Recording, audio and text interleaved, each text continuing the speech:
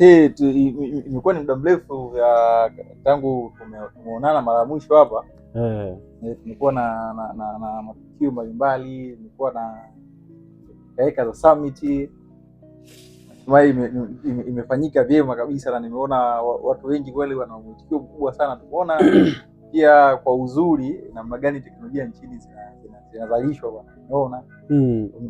Ongera sana bwana pia na summit. Maana nilikuona pia na wewe ulikuwepo ukiwa mstari wa mbele sana. Yani kwangu mimi ilikuwa poa sana. Naam. Au una chochote cha kucomment? Maana mimi kwangu yani na furaha kiasi kwamba siwezi kuelezea vitu vingi sana vilivyokuwepo pale. Labda kama unataka kitu cha kuuliza labda ukinotice au vipi. Ila mimi nashukuru Mungu nilihudhuria ile na nilipenda sana. Mimi kitu ambacho kilini surprise ni ile waiting ya watu, kwamba ana uvumilivu ya kuvumilia. Unajua event ilikamilika karibu saa 5 kasoro. Saa 5 ilifika ya saa 5 ilifika exactly. Kwa mimi ule uvumilivu wa watu wa kutamani kuona nini kinafuata au nini kinachokuja kikweli ndio ilinishangaza sana. Na unafikiri ni kwa nini watu wameweza kuwa na uvumilivu? Labda tujaendelea kidogo hapa, nina mambo mengi kidogo ambayo natamani niweze kupata mtazamo wako kuhusiana na haya mambo. Kabla sijaendelea, nitamani nikuulize kuhusiana na Tech Summit iliyopita. Unafikiri ni kitu gani watu kimewapa uvumilivu kiasi hicho? Maana Watanzania wengi hawana uvumilivu, lakini mimi imenishangaza, nimeweza kuona uvumilivu ambao sio wa kawaida. Watu wamevumilia sana mpaka saa 5, walikuwepo wengine pale watu wazima familia zao, lakini waliweza kuvumilia. Nafikiri kitu gani kinapelekea sana kwa jinsi wewe ulivyoona? Kwa hivyo notice mimi Watanzania tupo tayari kujenga. Yani of course kama huoni kwamba wanafanya kazi kwa bidii au wanajituma au wanafuatilia mambo kwa bidii, basi kwenye ile summit kuna kitu nilikuwa nimeshakuja kujifunza kwamba wako tayari kujenga. Wako tayari kujenga. Cha msingi tu kuhakikisha kwamba tunakamilisha kila kitu ili tuweze kujenga. Kwa maana kwamba kama nakuelewa, kwa maana kwamba wana mioyo ya utayari, wako tayari. Ule uvumilivu ulikuwa kidogo, na event ilitake muda mrefu sana. Unajua approximately inaisha saa 3. Ilianza saa 9 mpaka saa 5 usiku. Saa 5. Tulisema itaisha saa 3, lakini kiuhalisia ilifika saa 5. Na watu bado walikuwa na energy nzuri kabisa. Na nashukuru Mungu, yani tumefunga bado na watu wengi, yani hakuna ambao walikuwa wameshakusha kuchoka. Sawa sana, watu walikuwa bado na energy.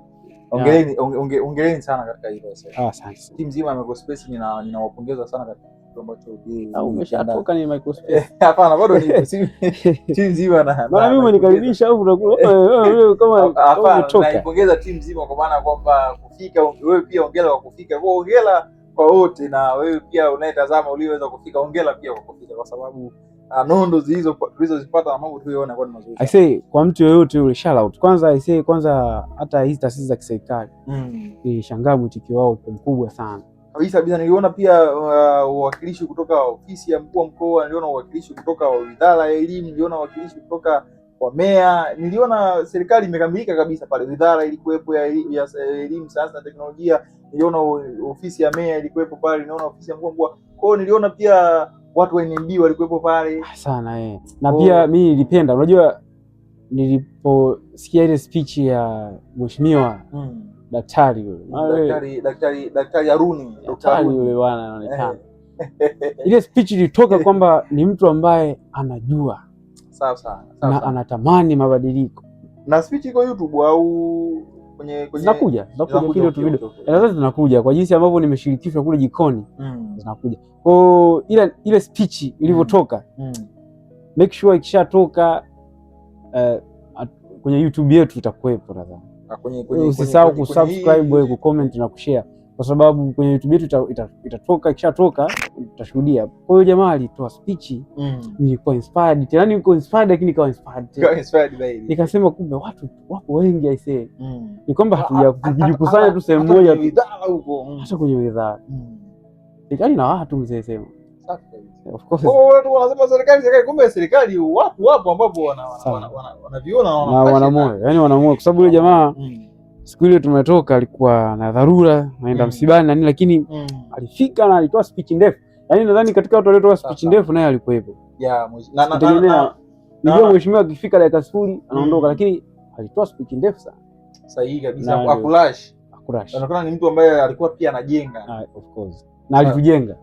Sasa mheshimiwa kote ulipo bwana, kama umebahatika kuisikiliza podcast hii, tunakushukuru na timu nzima ya Microspace na kwa niaba ya Watanzania wote tunakushukuru, na sasa vijana ambao tuna build tech tunakushukuru sana mheshimiwa bwana. Nimekuwa nikipita na kwenye mitandao ya kijamii of course za hapa platform hapa nchini, lakini pia nje za nchi, kwenye page za watu wa nje ya nchi, Al Jazeera, na nimeona kwamba teknolojia nazidi kukua kwa kasi sana. Na naona mabadiliko makubwa sana kwa ya teknolojia yakiongezeka kabisa, yani yakiongezeka kwa kiasi kikubwa.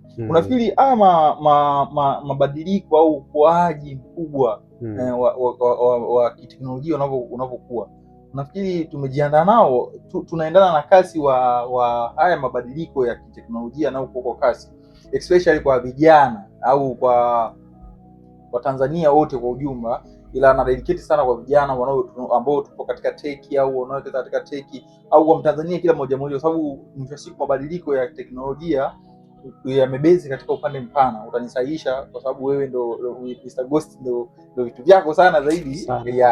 Wewe utanisahihisha kwa sababu tunaongelea pia kwa upande wa innovation za mabomu, unaongea innovation za vifaa za kivita, innovation za umeme, vingi sana. Kwa nimeona kote kuna mabadiliko makubwa sana. Tunafikiri tuko tayari na kuendana na mabadiliko hayo, au tayari tuko tumeshakizi kuendana na kasi ya mabadiliko ya ukuaji ambao nimeuona kwa hizi hapa mwaka huu umeanza? Swali lako tupo tayari. Tuko tayari. Of course sijaangalia simu zote. Huenda tuko tayari kwa kuzungumza hivi kwamba tupo tayari, huenda tutozote kusema tupo tayari, lakini kama nitaangalia vizuri sana ndani, kuna pande mbili hapa za kuendana nazo. Tupo tayari kwenye pande ipi sasa? Kwenye utumiaji au katika sehemu ya kuinnovate? Mpaka sasa hivi tunaweza kuwa tunaingia kwenye hiji. Nadhani ukishaanza kuongelea sana hii dhimu utaiongelea sana AI. Ukiongelea sana AI nadhani ndio utaongelea kwenye current technology ambazo ziko kwenye high, yani kwenye kasi sana, au tunaongelea kwenye kitu ambacho kiko current ambacho tunaongelea kwa kasi ni AI. Kwa tayari tunabidi tuangalie vitu gani ambavyo vinafanya tuonekane tuko tayari. Miundombinu, mabadiliko ya adaptation ya watu na kila sections za watu tofauti, wanafunzi, walimu, wananchi wenyewe. Mimi naweza nikasema tupo bado tupo tayari. Yani kama ile kasi ile kasi yenyewe ni ya ndege, basi sisi ndo kwanza tuna mkokoteni. Kwa nini unasema unahisi hatuko tayari? Hatuko tayari kwa sababu tupo tayari kuona dunia ikienda kasi, lakini sio kwamba sisi tuna evolve nayo. Kwa sababu kuna vitu vingi sana vinatufanya tuone tuko bado sana. Kwa hii si kwamba ni tishio, ni wake up call. Na hawa ambao ni AI giant, wanafanya kila kitu kuhakikisha kwamba they stay kwenye ile age. Sisi tunabaki kuwa watumiaji, tunabaki kuwa soko. Umeongelea hapo kwamba hawa AI giant kwamba watu wanaozalisha AI, kama nimekuelewa, kwamba wanahakikisha kwamba wanabaki kuwa juu, wanaendelea kuwa juu. Sasa na swali kwenye katika kipengele cha AI, ukuaji mkubwa wa teknolojia huu umepelekea pia AI kuwa na hype kubwa sana. Je, unafikiri AI katika mabadiliko haya imekuja kubadilisha kazi za watu, au imekuja kuleta na nafasi mpya, imekuja kutengeneza ajira mpya, au imekuja kuondoa na kubadilisha kazi za watu na kuzifanya katika namna nyingine? Okay. Kwangu mimi, lakini wakubwa zangu wanaweza kanikosoa. Unajua hivi vitu sio kwamba kila kitu unaweza kuwa unajua. AI sio product yenyewe. Sio product yenyewe. Ndio. Wala hakuna kampuni itakayokufa kisa yani AI kaiondoa kazini. Kampuni itauawa na kampuni nyingine inayotumia AI vizuri. AI ni efficiency layer, ni layer fulani ambayo inakuja kuongezeka katika ufanyaji kazi wa kila siku. Ina solve vitu vingi kiasi kwamba kama wewe unafanya biashara moja na mtu ambaye anatumia AI, so you are serious na wewe hutumii, basi wewe ndio unaweza ukaja kutolewa kazini na yule kampuni inayotumia AI. Kwa maana kwamba the one who use properly, anayekuja kuitumia vizuri ndio anayekuja kufanyaje, anayekuja kuchukua kazi yako, sio AI yenyewe. Unaona ya. Kwa hiyo mimi naweza nikaelezea hicho kitu. Kwa hiyo AI yenyewe haiwezi kuja kuchukua kazi, ila AI yenyewe inakuja kuongeza kwenye vitu ambavyo tunavifanya. Sababu AI yenyewe haiwezi kuja kusema tusilime, tutaendelea kulima, ila kwa njia gani? Hapo naomba nikuulize Mr. Ghost.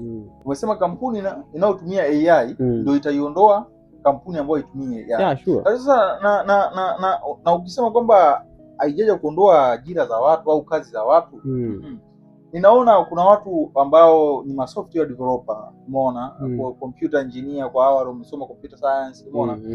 Sasa hivi kuna nandi za AI ambazo zinafanya kwa kiasi kikubwa sana. Yes, kwamba huyu anakuwa kama hana maana. Anakuwa na maana. Kuna video moja nikakutana nayo. Nilikuwa ni Instagram. Nasema kama unasoma na computer science haina maana tena. Acha. Kwa sababu nafasi yako imeshachukuliwa na AI. Sasa kivipi utaniaminisha kwamba AI haijaja kureplace kazi za mtu wakati tunaona kwamba software developer yuko hatarini kabisa? Kwa maana kwamba ndio maana nimesemaje, kama developers kama developers watatumia AI vizuri, wanaweza kuwa developer bora zaidi.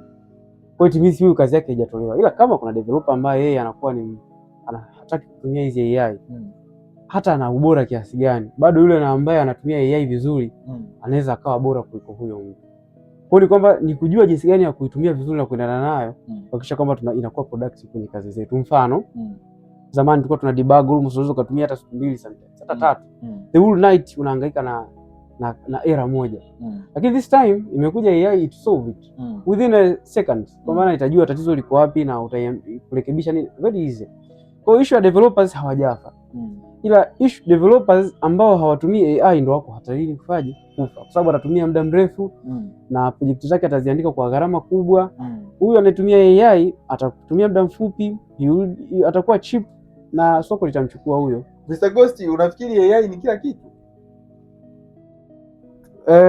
Labda nielezee AI kidogo. AI imekuja imebadilisha the way we use computer. How we compute. Last time everything kwenye computer kilikuwa pre-recorded. Ni kwa maana kwamba computer inafanya kazi imeshaambiwa kwamba labda nikuje kwa mfumo kwenye issue ya tuseme hata nyimbo tu. Unaona mpaka sasa hivi kuna nyimbo za AI. Kwamba zamani ilikuwa nyimbo zinarekodiwa zinawekwa kwenye YouTube tunasikiliza pre-recorded. The same time computer ina operate. Then huyu mtumiaji anakuja ana-replay, si ndio? Yeah. Sasa AI imechange since last year I think. Imekuja hii kitu inaitwa agentic models. Zenyewe zinachokifanya hazi pre-recorded. Yaani zenyewe zinafanya maamuzi, zinafanya kitu hapo. Yaani sio kwamba ni pre-recorded. Umeona? Ni generated. Ina generate hapo. Kwamba nataka wimbo sasa hivi kusikiliza wimbo wa taratibu ambao kwa hiyo inakuplay huo wimbo the same time. Sio pre-recorded. Kwa inakuja kufanya kazi as a human being. Umeona? Kama binadamu. Sasa inatumikaje? Inatumika na hao watu ambao wanatengeneza hizi solutions. Unaona kwamba mtu anatengeneza solutions then inakuwa AI powered. Okay. In terms of decision making, in terms sababu yeye inaweza kamezeshwa data na nini. Na of course kwa target za hao AI giant tunasema kufikia mwaka 2030 AI inaweza kufanya kazi vizuri na kufanya vitu vingi zaidi ya binadamu. Naweza kusema almost there. Kwa hiyo wewe unaamini AI ni kila kitu? Nataka nijue msimamo wako wewe ni upi. AI ni kila kitu, umefafanua vizuri, umeeleza. Sio kila kitu. Sio kila kitu. Kwa sababu AI ili ifanye vizuri inahitaji kukutana na tatizo. Umesha solution ambayo tunatatua lile tatizo. Kwa hiyo solution yenyewe ndio itakuwa kila kitu kwenye ile problem. Kwa sio kila kitu kama ndio, kwa sababu binadamu hiyo ndio anayeamua sasa hii AI aitumie vipi. Sasa inakuendelea kukua sasa. Si ndio? Ndio inakuwa hatari zaidi. Mr. Ghost, umeongelea mambo mengi sana, umedadavua vitu ambavyo ni vya msingi sana. Na ninajiona kabisa au ninaona watu wengi wanatumia teknolojia lakini hawaielewi. Wanatumia teknolojia lakini hawaijui. Natumia simu.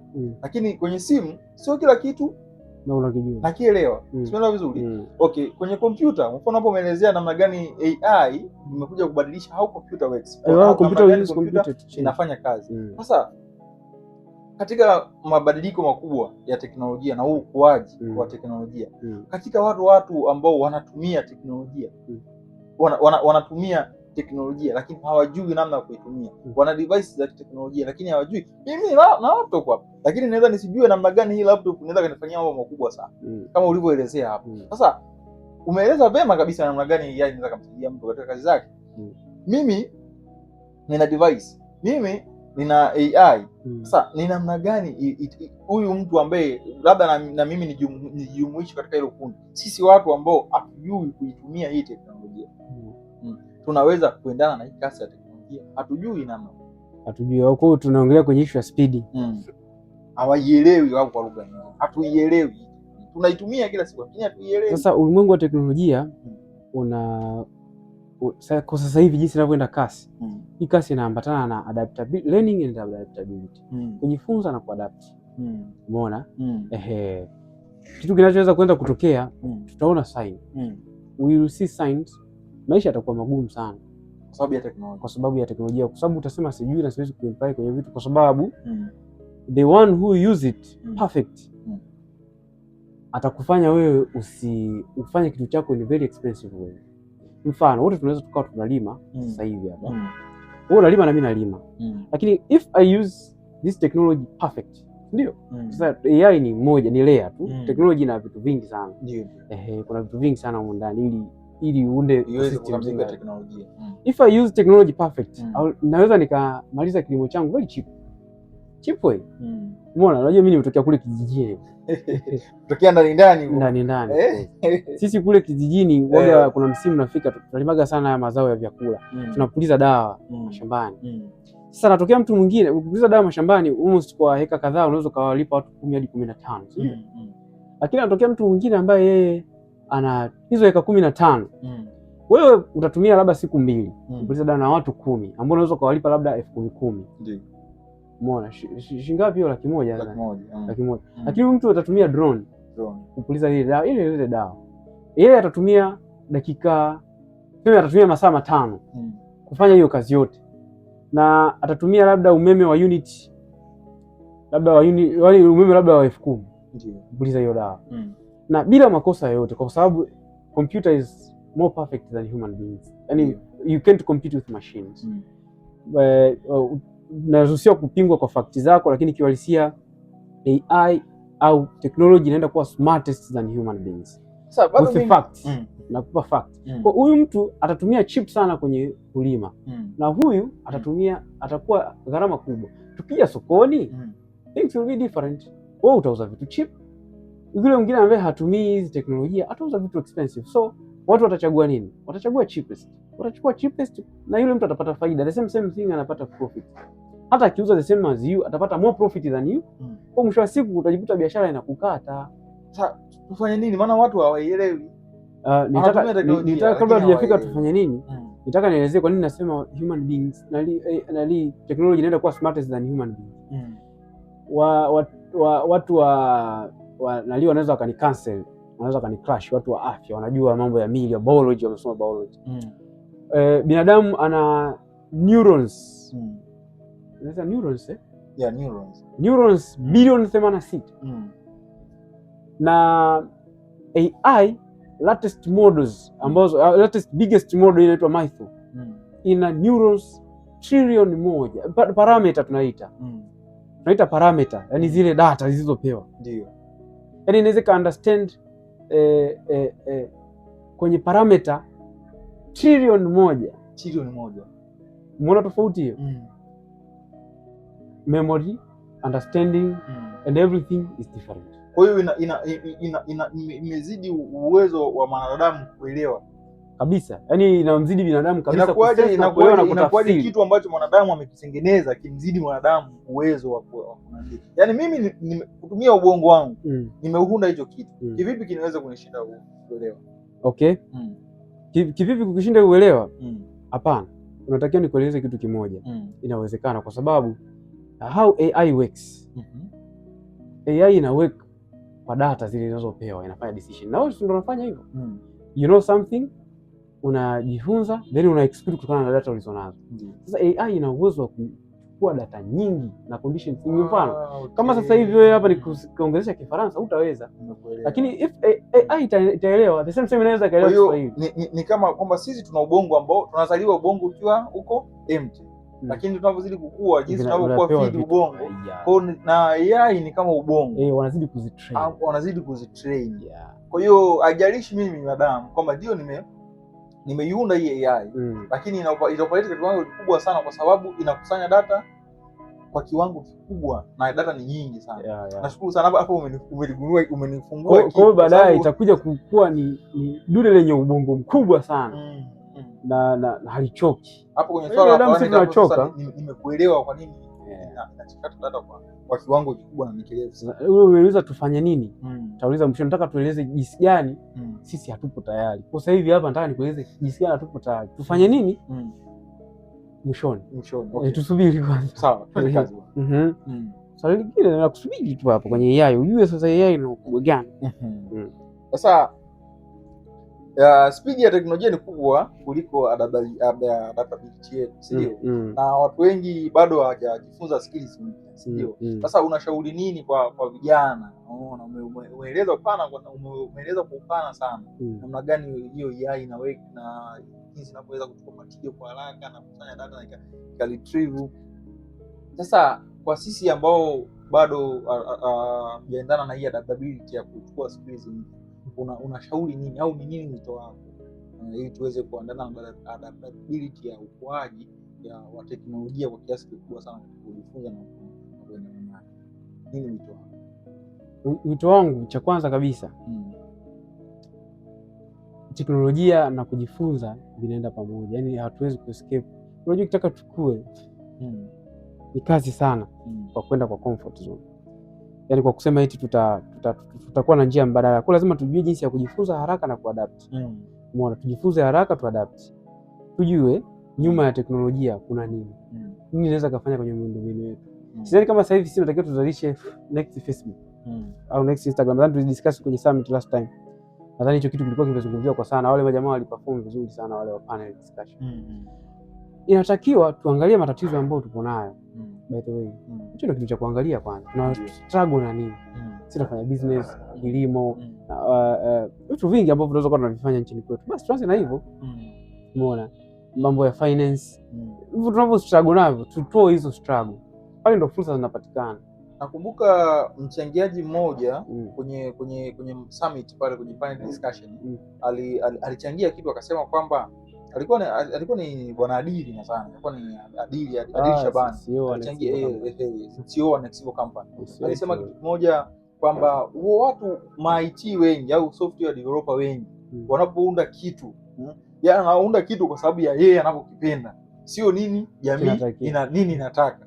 Kwa hiyo ni muhimu sana watu wa study kutoka from the real problem that exists. Yaani kutoka kwenye tatizo halisi ambalo lipo. Sawa sana. Mimi naungana na jamaa. Yule ni boss wetu of course. Yeah, of course Mr. Adili Shabani, CEO wa Nexivo Company. Na natamani siku moja tumuinvite tena katika naamini summit ijayo au pia katika kwenye hii podcast hapo tu. Maana nilimuelewa sana. Kwa kweli mimi Michael naweza nikaamka kwa sababu tu ninapenda rangi nyekundu. Umeona? Nikasema basi barabara zote zile rangi nyekundu bila kujua kwa nini lami iliwekwa nyeusi. Umeona? Kwa sababu tu napenda mimi rangi nyekundu. Au ni kama Eliudi hapo kwa sababu anapenda kwa ya njano, basi anatamani hata gari yake iwe ya njano. Anashindwa kuelewa kwa nini gari iwe na rangi tofauti, ya shule iwe na njano na nini sio ya njano. Kwa hiyo sasa nimeweza kukuelewa kwa nini watu inabidi wabadilike na waendelee wawe na mfumo wa kujifunza kila yaani hiyo ni lazima. Yaani hiyo sio ya kujifunza, ni lazima sana. Na tusikae tu kwenye upande wa utumiaji. It means tuanze kudiscover. Sababu zile kwa nini zetu, question we ask every day is important. Pale ndo pana fursa zipo. Kwa nadhani ni muhimu sana kuanzia hapo. Kuangalia tulichopo kwenye jamii yetu na tuko na shida gani. Sahihi kabisa. Lakini sasa Mr. Ghost, unajua device ni nyingi sana za teknolojia ambazo zinaingia nchini Tanzania. Tunaona kuna mashine mbalimbali, kuna laptop, kuna simu, device nyingi sana zinakuwa importation. Umeona, naona pia hata hapa kuna laptop nyingi sana ambazo zipo hapa. Naona hapa kuna heavy duty machines, mashine nyingi sana heavy na latest kabisa, ambazo zinatosha kuweza kufanya vitu vikubwa sana. Lakini ni changamoto gani sasa ambayo inakwamisha, pamoja na kwamba device zipo, tunashindwa kuwa na productivity? Umesema hapo kwamba watu tusiwe watumiaji, tuwe wazalishaji. Sasa nimeona kuna device nyingi sana za teknolojia ambazo zinaingizwa, ambazo zinaweza zikamruhusu mtu kuzalisha teknolojia ambayo ikaleta pia mapinduzi makubwa sana, ambayo yakaendana na kasi ya ukuaji wa teknolojia. Sasa ni kwa nini devices zinaingia nyingi, lakini productivity ya kuleta masuluhisho halisi ambayo yapo inakuwa ni ndogo? Many devices lakini low productivity. Kwa nini? Cha kwanza kabisa mimi nipongeze timu ya Microspace Technology. Of course wanafanya wonders sana. Wanaleta vitu ambavyo unatakiwa vitumie, kwa sababu nimeangalia hapa mashine nyingi ni current.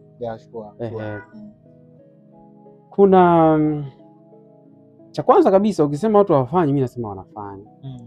Labda tu sio kwa ile speed ambayo tupo nayo, tunaendana nayo huko. Potential ni kubwa kuliko productivity. Kwa labda tuanze kuangalia speed ile ambayo tunaenda nayo kweli. Speed kwa nini? Hata sasa hivi mtu akianza kurecommend, mtu anatakiwa achukue mashine za kisasa. Yaani mfano ya chini kabisa mnamna mtu, na mimi nadhani achukue mashine yake ya 10 laptop. The same thing. Mtu anaenda kufanya vitu vikubwa. Sasa kwenye issue ya kwa nini productivity haitoki kwa wingi sana kwenye hizi jamii zetu, nadhani tunarudi kwenye ile mada tulizungumza mwanzo. Labda kama mtu anaweza kaenda kuangalia kwa nini sisi ni watumiaji, kwa sababu hii tunachukua kwa ajili ya kutumia sana, hatu evolve. Unajua mwili wa binadamu umependa raha, yaani ni nature. Lazima tujitume kujua kwamba sasa behind this technology, behind this AI kuna nini ambacho tunaweza kuzifanya kwenye hizi task zetu za kila siku. Umeona, tukaitumia hii AI kuwa productive zaidi. Sawa kabisa. Ndio kitu ambacho sasa hivi vitu vinatakiwa learning, vinatakiwa tushirikiane, tujadili matatizo yale tuyasolve vizuri.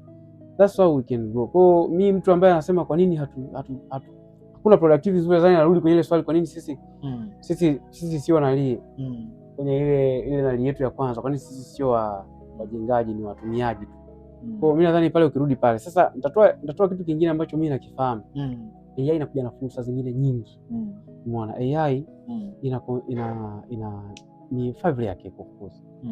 Kama ambavyo anasema Jensen Huang, CEO wa Nvidia, kwamba kuna energy layer ambayo ndio layer ya kwanza, ambao sasa kwenye kupitia pale computer ambayo tuwekeze katika umeme, power, tunahitaji power.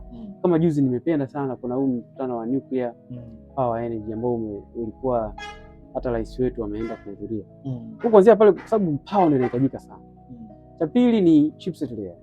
Sasa chipset layer ni layer kubwa sana ambayo sisi tunaweza tukaielewa, lakini tunaweza tukaanza tujigawe. Of course tunajua kabisa next time lithium itajika sana kwa sababu ya hizo battery na nini, lakini pia tujue kwamba rare earth minerals zitahitajika sana. Basi kuna baadhi ya watu waanze kufanya analysis ndogo kwamba yale madini yanayohitajika. Nisakoze, nafikiri tuko tayari kabisa. Hapana, wapo watu ambao wanaweza kachange, sio wote. Wapo sema tu nguvu yao ni ndogo, watu wanajua vya kufanya. Hicho jua kwamba sometimes bwana shida ni hela. Kama watu wanajua cha kufanya, lakini hitaji nini hawezi kuafford. Unajua kwa sababu tukianza basi tuanze kuongeza thamani zile rare earth minerals tunazojua kabisa zinaenda kutumika katika utengenezaji wa semiconductors.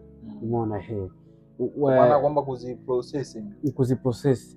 Kuna issue ya sasa hivi vitajika vitu vinavyotunza umeme. Kwa tunajua kabisa hizi battery nyingi zinatengenezwa kutumia labda lithium.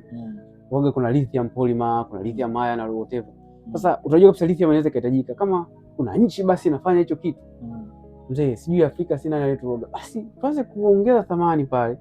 We can start from there. Kuna layer ya tatu ambayo wenyewe ni cloud computing. Haya data centers. Mzee, kuna investment kubwa sana. COO inatakiwa kuinvest kwenye data centers. Data center ni process ambayo inahitaji uwekezaji mkubwa sana, maana ninapoelewa supply ya umeme ndio kule kwetu tulirudi kwenye energy. Kwa data centers zinahitaji energy. Lakini kuna waja kuwekeza hapa kwa sababu sasa hivi unajua zamani servers zilikuwa zinatumika zilikuwa ni internet server, yes, web servers, tunza files, lakini nowadays tofauti, zile haziwezi kufanya kazi kwenye AI, as I say AI servers. Nafikiri tumechelewa. Kuna kitu kinaitwa AI clusters ambazo zinatengenezwa sana, kampuni kama Nvidia inatengeneza sana hizi clusters. Kompyuta moja, yani mzee, kukamilisha kompyuta moja, this room is small, hiki chumba ni data center, kukamilisha moja ambayo inabidi itumike kwa ajili ya data center, na inabidi ichukue ukubwa wa aina gani? Ndio maana nimesema mfano kama huo hapo. So investment is big. Sidhani kama kuna mtu mmoja anaweza aka penetrate, lakini mimi naamini watu wana fedha wanaweza kaanza kuangalia hii fursa. Na hivi kwa Tanzania tuna data center yetu kwenye AI hamna. Labda web servers, na sidhani kama ni kubwa, kwa sababu data centers ambazo ni stable, ambazo zinaweza kusindana na Microsoft Azure, umeona, zinaweza kusindana na Google data centers, AWS ya Amazon, inatakiwa labda tuweze kuconstruct 3 tier plus na 3 tier 4 tier ndio kubwa. Kwa mimi nadhani tuna chini yake hapo ambazo kusaidia kwenye web nani, lakini kwenye issue ya data centers kubwa, labda ni kuchekesha kitu kimoja, AI data centers. Data center moja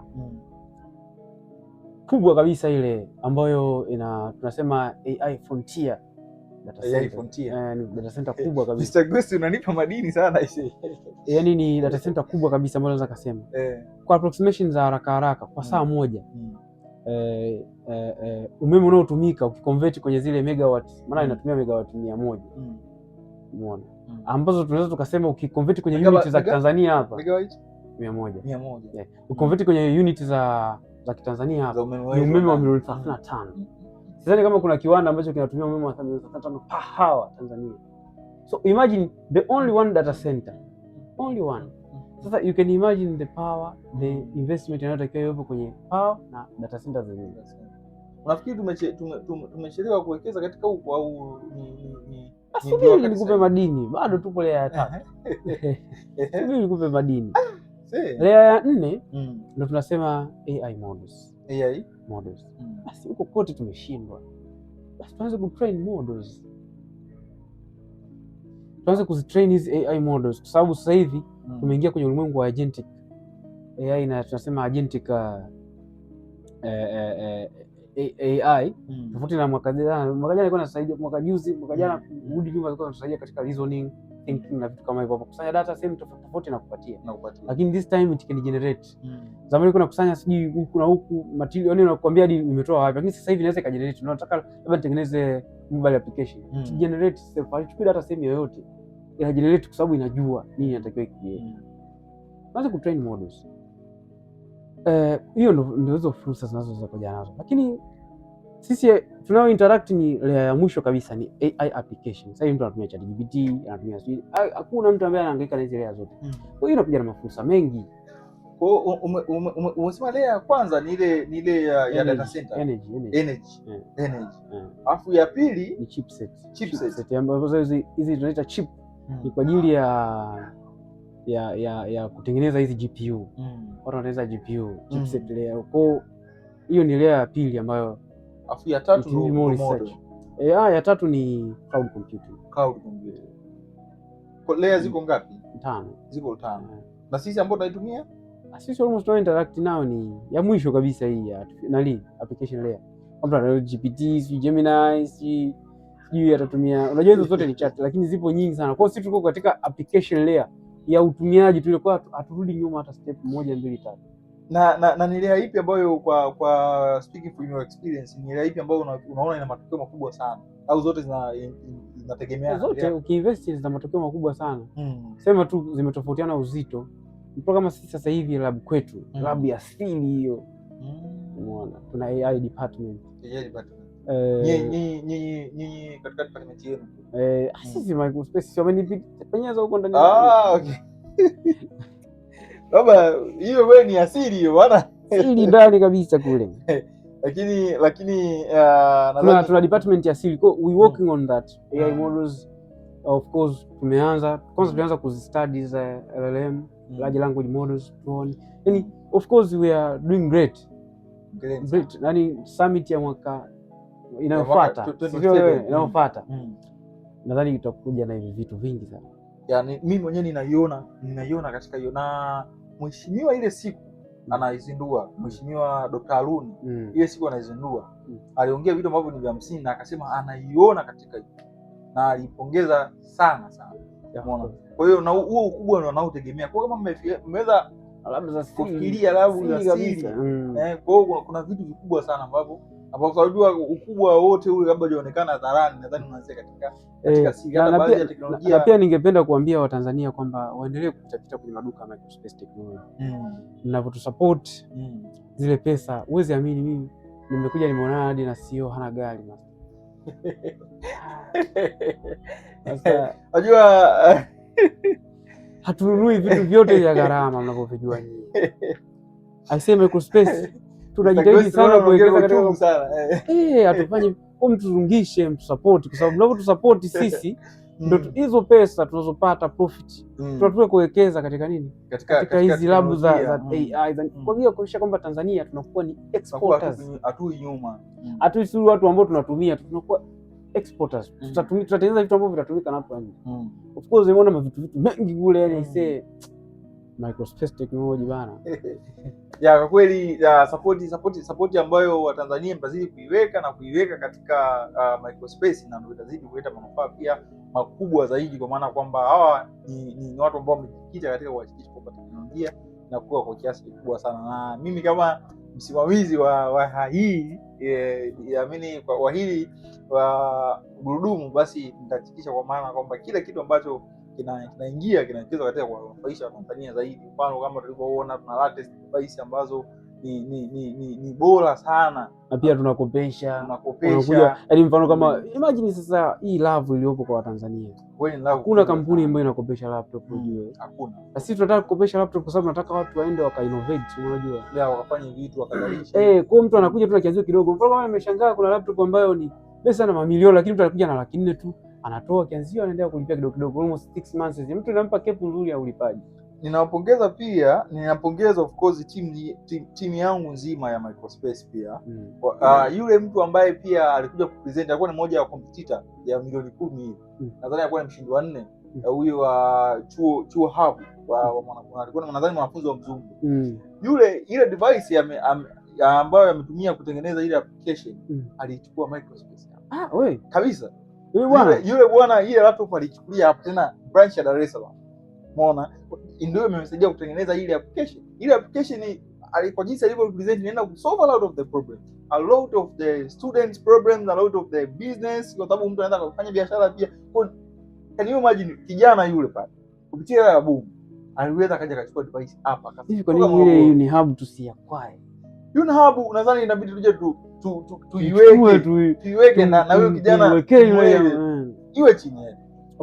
Of course yana ile kwa sababu kama aliamini Microspace akaja akachukua device akwenda kuitumia tu, kweli ameigusa moyo sana, amenigusa.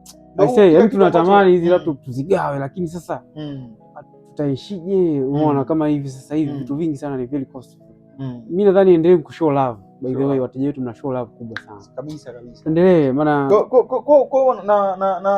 naendelea tena Msagosi. Unafikiri hatujachelewa katika hizi uzalishaji wa kuzibuild hizo? Hatujachelewa. Kwa sababu njoo nikwambie kitu Michael. Mimi sasa hivi kwa research nilikuwa kuifanya kubwa, nimefanya research, nimekuja kugundua kwamba sasa hivi watu wengi wanavyofanya they still improve these models. Kama sasa hivi nimesikia model kubwa ambayo imezuiliwa kutoka hiyo Mythos. Yaani emotional, yaani naweza kusema kwenye bomu kubwa tunaweza kuona dalili kwamba bana hii kweli AI ni dangerous than nuclear. Ile model hiyo nyingine tutaiongelea Mythos. Tutaichambua hiyo Mythos ndani nje ndani. Nadhani pia ndo kupitia kampuni ya Anthropic. Ndo ile kitu tulikuwa tunapiga story siku ile na Masubi. Na Mr. Masubi, okay. Alisema bana kwamba kuna hii inaitwa Palensix, ndio hiyo project iliyotumika kwa ajili ya ile vita ya Iran. Kwa maana kwamba ndio imetumika katika kudefine decision ya kulipua. Of course they are doing great. So wana train sana hizo models. Lakini mimi siamini kama ndio tumeshaishia hapo. Hata miaka ile discovery inatokea, discovery ya ndege. Sidhani kama ndio ilikuwa mwisho pale. Watu hawakutegemea kwamba kutakuwa kuna AI. So imekuja so there will be a lot of discovery. Mimi nadhani tuendelee kuhakikisha kwamba tunawekeza sana kwenye engo ya wazalishaji, sasa hususan kwenye teknolojia. Tuiwekeze sana sana sana. Kuna watu walikuja kupresent project pale katika summit. Kila project unaona ina kitu. Sahihi. Kila project unaona inaenda kusolve matatizo ambayo kwenye jamii. Zote. Basi tuwekeze, tuamini hao vijana. Of course, very best. The best project. Sioni ya kuipondea bwana. Tuanze tuamini hao vijana. Tuwape pahala tunaweza kupata. Kwa hiyo hatujachelewa. Ila inabidi tuanze kwa kuamini. Na sisi Microspace ili jina Gen Z tu wasichukuliwe katika upande wa negative. Sio tu kwenye negative. Sio kwenye negative. Gen Z wanaweza kama kuentertain, sio kwenye kufanyaje. Kuna vitu vingi sana ambavyo wanaweza kaweza. Na wengi sana waliosimama wale kupresent project zao ile siku ya Microspace Summit ilikuwa ni vijana. Kwa hiyo unaonyesha bado hatujachelewa. There is hope.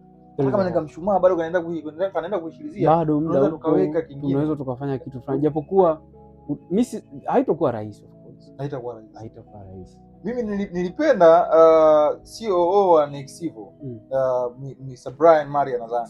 Alisema Nexivo Company Limited. Alisema kwamba we are not mimi kuwili. Maana ni bosi wetu tena. Tajiri bosi wangu. Of course. Tajiri. Alisema kwamba alisema kitu kimoja sana mwisho wa speech yake. Alisema we know it is not going to be easy. But we are not here for either. Kwamba mambo hayaendi kuwa rahisi. Hayaendi kuwa rahisi. Lakini sisi hatupo kwa ajili ya mambo marahisi. Of course mimi nakaa katika zile lab. Kuna muda lab hazifungwi wiki nzima. Serious. Day and night. Maana kwamba kuna device ambazo naanza kuzizalisha. Hapana. Hapa ni a lot of research, a lot of development. Tanzania. A lot of research, a lot of development, a lot of improvement. Kwa hiyo it means kwamba pale wale majamaa kweli hawafanyi vitu rahisi. Wiki nzima kuna muda lab hazifungwi. Yaani every day and night we are open. Watu wanalala kwenye viti na vitanda pia kwenye viti.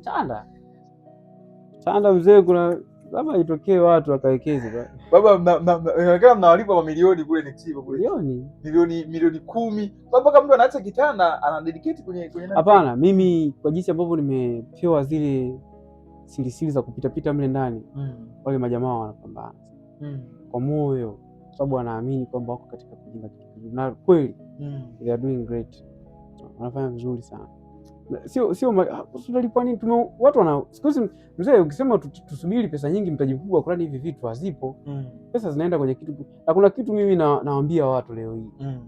Kuna kitu Tanzania kinaweza kaja kutokea. Inaitwa natabiri, lakini it's not perfect. Natabiri. Real estate baba. Ukiwa na maana gani kusema real estate baba? Si tuiache tu kwenye mabano, taelezea siku nyingine na yeye. Tabiri cha Mr. Gospel tumekiacha kwenye mabano. Kubwa sana inawekezwa katika real estate. Lakini mimi siamini kama inaweza kuwa na payout nzuri kama ambavyo tunaweza kuwekeza katika vitu vingine kama teknolojia kwa sana. Nguvu kubwa sana inawekezwa, nguvu kubwa ambayo sasa teknolojia kama tunaiignore fulani. Amna, labda huenda watu wenye nguvu, labda huenda wao wenye nguvu hawajaona umuhimu. Unajua kwa si ndio maana tulichokifanya, watu wanachokifanya katika Microspace.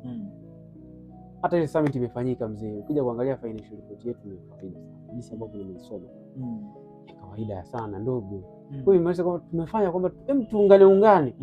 Hizi nguvu zetu sisi zinatosha. Na mfadhili hatakuwa na mfadhili yoyote. Lakini yaani kila mtu alikuja pale kushow love. Kuanzia wote walishow love kwamba okay tu support. Of course that support was big and we appreciate a lot. Support ilikuwa kubwa sana. Na support kubwa imetokana kwa na watu wana passion na teknolojia na wanatamani kuona mustakabali wa teknolojia unazidi kukua kwa kasi sana.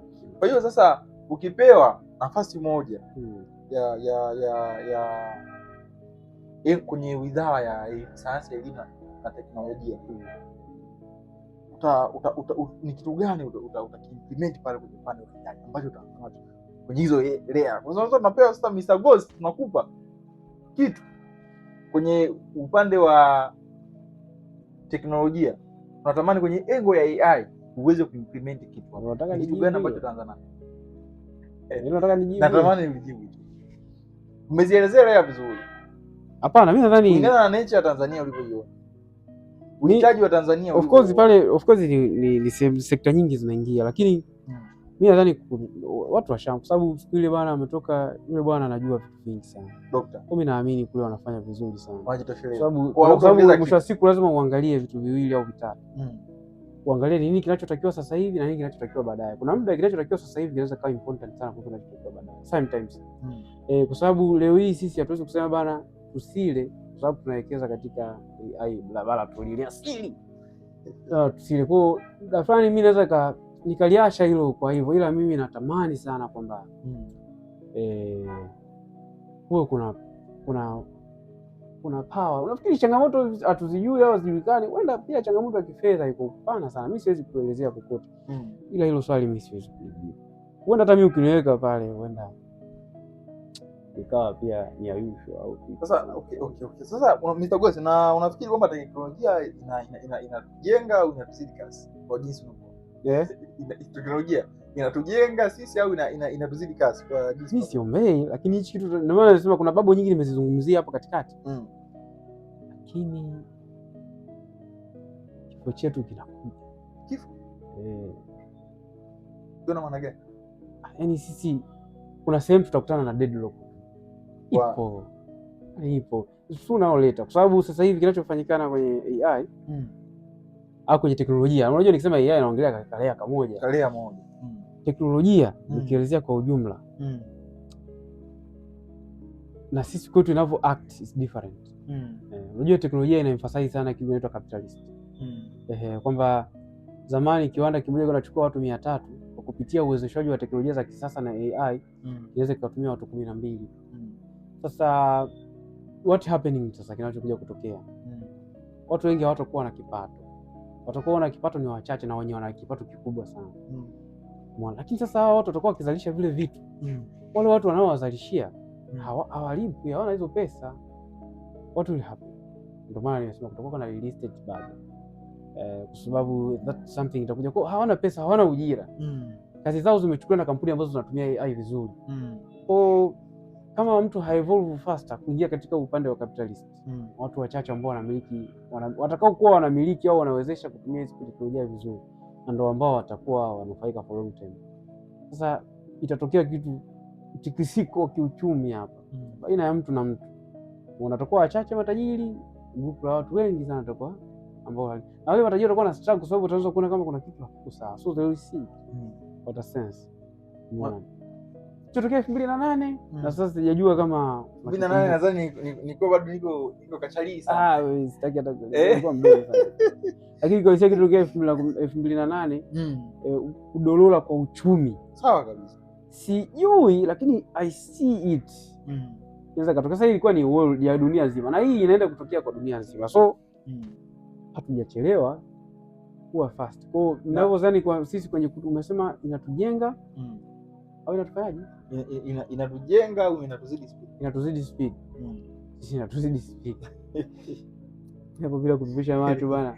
Sisi teknolojia bana inatuzidi speed. Hali tuko taratibu sana. Ndio maana hadi leo hii mtu approve ya kitu kina signature karatasi 4 na sign. Sure. So still mimi sijui nimesema tu. Bado watu wanatumia mambo. Mr. Ghost, kuna kitu nakakwepa. Sababu tupo hapo kwa ajili ya kujifunza na tuone mwisho wa siku. Sasa wakijua kama mtu anajua kabisa. Kwa bado teknolojia haichange vizuri kwenye lengo letu. Kwa sisi bana inatuzidi. Haitujengi. Sisi huenda ikaja kutufanyia mambo makali sana baadaye. Umesema tufanye nini? Tutajua baadaye. Tutaongea baadaye. Lakini hizi zote ni haki. Kwa hiyo ukishajua nini kifanyike, nadhani kampuni nyingi na zianze kujua nini kinaweza kikaimplementiwa na AI. Mfumo wa ufanyaji wa biashara na umekuwa sehemu kubwa, na pia umekuwa sehemu ya kufanya biashara. Mfumo mkubwa wa ufanyaji biashara. Sasa microspace sure. Nimeniambia nifanye na matangazo. Lazima Mr. Ghost tunakulipa kidogo kwenye deki uweze kuja kufanya na sisi hapo kama unavyoendelea. Kwa sasa umekuwa kwenye biashara, umeingia, umekukaribisha microspace, umeweza kuona namna gani tuna operate bila kuweka max, kwa maana kwamba labda kwa sababu tumekukaribisha ndani basi unafikiri include sisi lakini pia na biashara zingine ambazo unaziona katika tunafariki Tanzania katika hii kasi ya ukuaji wa teknolojia, nafikiri hizi biashara zinabidi zialign katika namna hii, au unaiona ni future hii ya biashara? Tunazungumza before adaptability, learning and adaptability zinatakiwa ziadapt, lakini pia kitu ambacho nimekipenda Microspace kwanza kabisa ile Microspace Tech Summit is only enough kuelezea Microspace. Nadhani kuna vitu vingi sana vinafanyika behind the scene, na ndio maana nimesema Watanzania support sana Microspace Technology. Wanachokifanya humu nchini ni kikubwa, hata kama sasa hivi hakionekani ni kikubwa sana. Sasa hivi tunauza tu kompyuta, tunauza printers, tunauza smartphones, tunauza accessories tofauti tofauti. By the way, pia bila kusahau tunakopesha laptop, simu. Kitu ambacho tunaweza tukakiongelea kwamba ile support mnaoifanya kwetu sasa hivi, baadaye tutakuwa kunakuwa na matokeo makubwa sana kupitia Microspace Technology. Na ishauri pia kampuni nyingi sana ambazo ziko Tanzania ambazo zinafanya operate Tanzania zihakikishe kwamba zinafanya vitu vizuri. Unajua kwa GDP ya Mtanzania mimi sidhani kama inaruhusu mtu anunue gari ya bilioni 1. Kwa nini? Wanapoteza. Watu wanadhabu Mr. Boss. Haijalishi sasa wewe si nimekuelezea tulipofikia kwenye teknolojia. Yaani unauza malighafi, unauza dhahabu, unaenda kununua gari, unaenda kutunulia mimachuma. Zipo kweli wewe? Mimi nadhani kuna kitu hapa natakiwa watu tuambie sasa, ambapo ina appreciate value. Ile machuma tu tunatuletea huko ndani, si maloloi si manini. Yale yote yale hayana kazi kwenye hii speed. What we have to know the speed ya hichi kitu. Kuna watu wanabidi ni speed aje. Unajua nilikuwa tunaruhusiwa kutukana kwenye media. Tukana. Lakini kitu ambacho naweza kukisema ni kwamba huwezi kutoa malighafi nje alafu ukaingiza niseme liability ile niweke kwenye pati gani, lakini kiwalisia haideserve. Unaona gari za kawaida sizipo, tununue hizo hela zingine. Wewe bilioni 1 utanunua gari, lakini kiwalisia ile hela nyingine ile ngine hata gari la milioni 60 tu mzee. Mbona Tanzania latosha? Barabara gani unatembelea huko? Unatembelea barabara gani bana wewe? Hizo hela zingine speed limit, kuna hivyo vitu tunasema maviwanda, maumeme hayo yanatakiwa yazalishwe. Mzee, project ya windmills ya kutengeneza umeme ukiweka milioni 800, it's not a big small thing. Mimi siwapangia watu matumizi ya kufanya. Lakini kama tutaendelea hivi, tutaendelea kuongea hivi na the same thing, kile kifo nasema kinakuja, kitatujia tu. So these things should be started from personal issues. Kwamba watu wawekeze kwenye nini? Kwenye mbinu na nini, vitu kama hivyo. Utajiri sio tu ownership ya haya majumba mazuri, magari mazuri. Umeona, ni kumiliki miundombinu ya uzalishaji. Ndio umeshapata hela kwenye malighafi, dhahabu au nini, hizo hela nchini. Basi mimi nadhani kuna haja sana ya kuhakikisha kwamba tunawekeza kwenye namna nyingine ambayo itajua. Kuna vijana wengi sana yule Unihub. Kuna yule kijana ambaye ameshinda Payo ile nimemshauri tajiri. Na nimeona mlikuwa mnazungumza naye ile siku baada ya Nandi, japo mliwaita wote, ila niliona namshauri na ile pia ifanyie kitu. Zile project zote zile zilizodiskasiwa pale, si smart whatever, zile zikiwekewa pesa, zile ni pesa nyingi sana. So fast, yani hata milioni 800 hizo au milioni 1 ajira za watu wengi nyingi sana ukienda of course sahihi, kwa sababu kuna wasibu wataajiriwa pale, kuna masoko wataajiriwa pale, kuna brand ambassadors hao wataajiriwa. Kwa inatengeneza Nandi nyingi sana kwenye kusupport hizo Nandi tunazoshangaa zalisha ajira hata zaidi ya 500 kupitia hizo na vijana nadhani pia wawe waaminifu. Watu wawe waaminifu kwenye pesa za watu. Vijana tuwe waaminifu kwenye pesa za watu. Tuwe waaminifu. Yaani kuna kampuni XX nitaisema tu baadaye. Wewe tupakae kimya kwa sababu sasa tuna changamoto. Ila nitaisema kampuni kupitia hizi chances ambazo tunapata investors wote wana support vitu vya ndani, mtaanza kutumia kama unit kama Peli, Yaani wewe unahangaika kujenga na kuna kampuni hizo zinakuja teknolojia, wanachukua hela za uwekezaji, wanafanya vitu vya ajabu na nini. Hata vijana mimi nadhani pia kuna changamoto pia ya kujitrain. Ukishapata hela kidogo kwenye biashara kidogo ndio anaweza kuwa discipline. Of course kila mtu anapenda magari na lakini kuna haja ya kujenga hivi vitu of course sana. Ndio maana nimesema kuna kitu hapa kitakuja ukipata baadaye ni real estate bubble. Kweli kwanza kitu ambacho ninamshukuru Mwenyezi Mungu ni kwa wewe ujoin timu yetu ya Microspace. Ghost nimshukuru Mungu sana. Sababu kuna vitu ambavyo unaviongea vinanifungua mimi binafsi, lakini pia timu yangu nzima nadhani tunaweza kupata vitu fulani. Na unaonyesha kabisa una uchungu halisi na mustakabali wa tech Tanzania na kuona ni wapi tunaelekea. Umeelezea namna gani watu waliinvest zaidi kwenye tech badala ya kupata hela kidogo na kwenda kuidisperse kuisambaza katika vitu ambavyo havina manufaa zaidi. Umeongelea namna gani watu wajenge community, umeona? Community ambayo itatufanya sisi kuzalisha vitu zaidi, umeona? Na sio tu kuwa watumiaji. Umeongelea vitu vingi sana, umeongelea namna gani AI bado hujachelewa, tunaweza tukaiangalia katika namna ambayo kwenda nayo sambamba. Na hivi vitu mzee, sio kwamba havijulikani, hivyo vitu nilivyovisema vinajulikana, shida ni hela. Lakini hela ndo kama hivyo, tunaona watu ndio hizo hela sisi tuna shida nazo ndani. Baba mzilete baba. Mzilete wewe unayechukua gari ya bilioni 1 hiyo ilete wa vijana wapo bwana wanainvest sasa.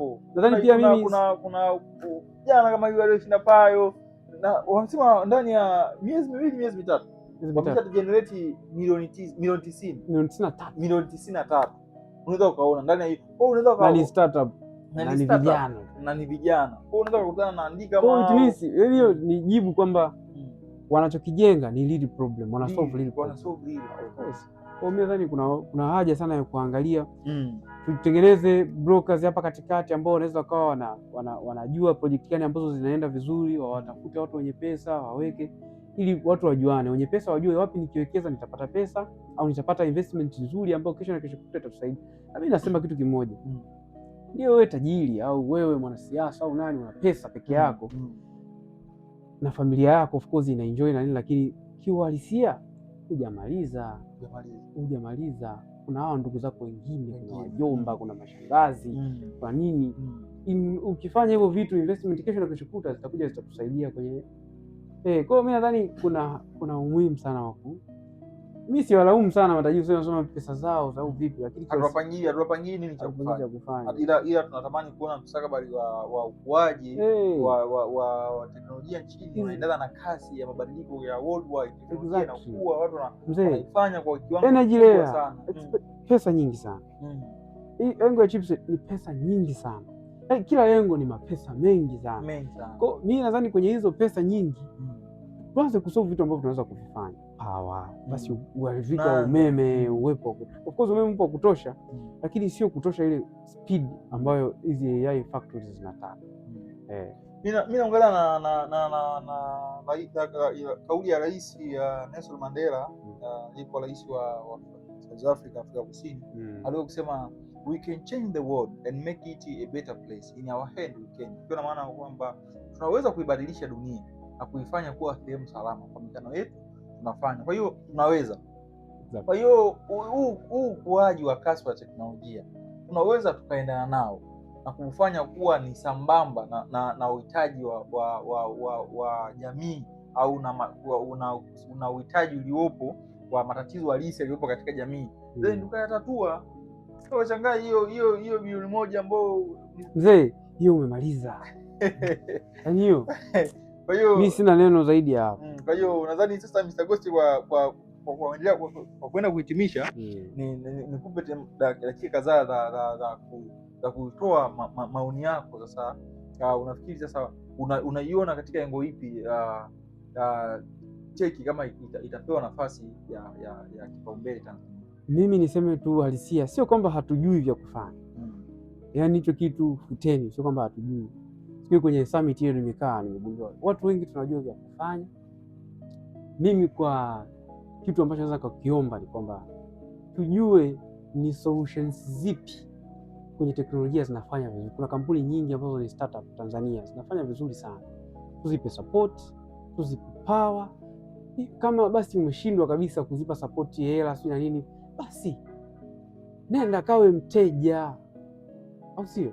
Kanunue, usiseme nunua hicho kitu wamefanya, kwa sababu hiyo kitu inawapa power, badala kupiga miogo au supu, au wewe nenda kawa support kwa namna kama hiyo hapo. Tumia basi vitu vya ndani, vile ndio vitafanya vitu teknolojia za ndani, umeona, zile ndio zitafanya local technology, of course, hiyo ndio itafanya tukue, kwa sababu hizo nchi ambazo zimeshakwisha kuendelea zinafanya nguvu kubwa sana, zinaua hizi ecosystem za teknolojia huku Tanzania au Afrika kiufupi, duwe dependence peke yake. Kwa mwisho wa siku sisi hatuwezi kufanyaje, hatuwezi kutoboa peke yetu, kwa lazima tuungane kwamba okay, solutions zetu tuzitumie wenyewe, tufanyaje, tuungishane, kuweza kuwekeza wawekeze, watu wanajua vya kufanya.